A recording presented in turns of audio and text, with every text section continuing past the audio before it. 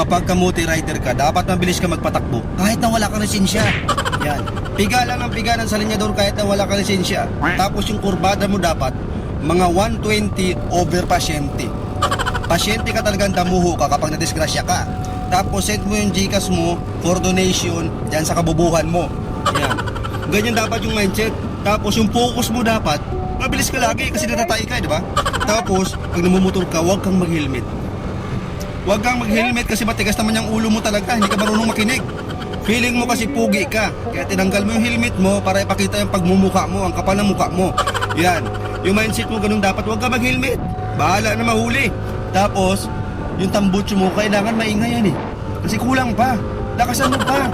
Yung maabot talaga sa kabilang nayon. Ganun dapat yung tambutso mo. Tapos, kung hindi ka makontento yan, madaling araw yan yung mga trip mo. Biyahe ka na madaling araw, piga-pigain mo doon sa mga bahay na natutulog na.